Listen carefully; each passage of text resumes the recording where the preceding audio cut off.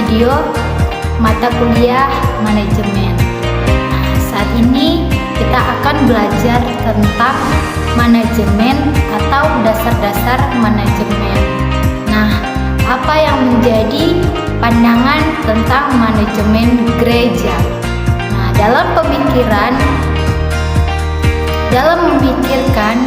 pentingnya manajemen dalam gereja, kita harus kembali ke sumber satu-satunya kebenaran, yaitu Alkitab.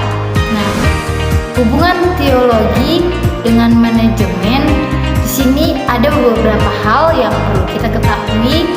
Yang pertama yaitu Alkitab memiliki banyak pesan mengenai manajemen. Nah, yang kedua, Tuhan adalah pemimpin sekaligus manajer pertama yang paling handal. Kita bisa melihat dalam Yesaya 3 ayat yang ke-14, saudara bisa membacanya di dalam Alkitab.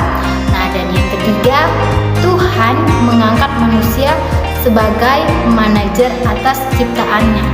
Nah, dan yang keempat, manajemen digunakan sebagai sarana mengimplementasikan teologi. Nah, di sini ada berbagai prinsip manajemen dalam Perjanjian Lama dan juga Perjanjian Baru. Nah, ternyata ada penggunaan prinsip-prinsip manajemen dalam Perjanjian Lama dan Perjanjian Baru dan seterusnya.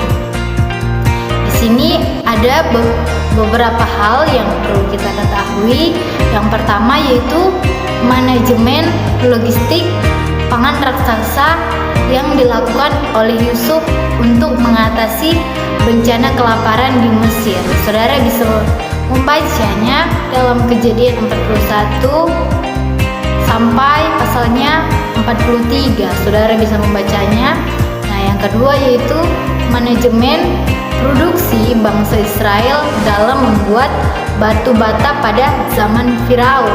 Kita bisa melihat dalam Keluaran 5 ayat yang ke-11, ayat yang ke-6 sampai 11.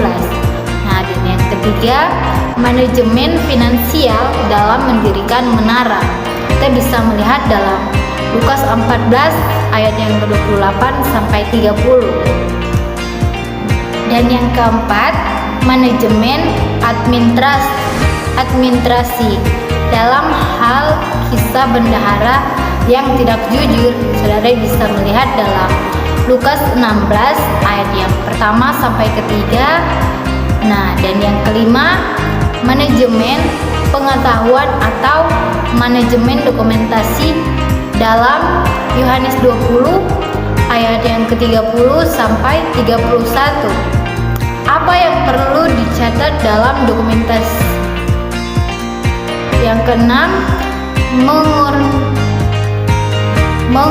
mengorganisasikan kepemimpinan atas umat Allah yang dilakukan oleh Musa berdasarkan konsultasi dengan Yitro. Kita bisa melihat dalam Keluaran 18 ayat yang ke-7 sampai 27 dan Bilangan 11 ayat yang ke-11, 15 dan juga 17. Dan yang ketujuh, pembangunan kembali tembok Yerusalem oleh Nehemia. Kita bisa melihat dalam Nehemia 1 sampai pasal yang ke-13.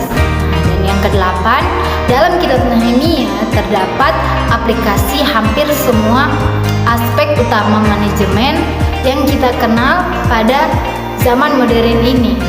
Yang ke-9, manajemen pelayanan dalam pengembalaan kawanan domba Allah. Kita bisa melihat dalam 1 Petrus 5 ayat yang kedua sampai ketiga.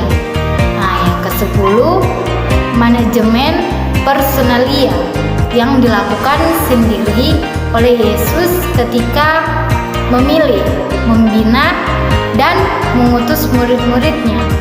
Dia melakukan seleksi, asosiasi, dan konsentrasi sampai kepada delegasi, supervisi, dan reproduksi.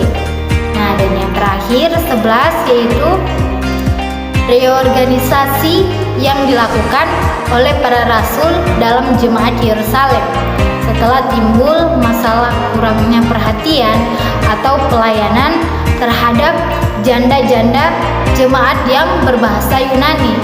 Dalam hal ini, para rasul berkreasi secara aktif dengan membentuk fungsi yang baru. Nah, artinya yaitu diakonia. Nah, dalam jemaat berdasarkan kriteria personalia yang ditetapkan terlebih dahulu. Jadi di sini ada prosedur pemilihan dan penetapan dan penjabaran tugas yang baru.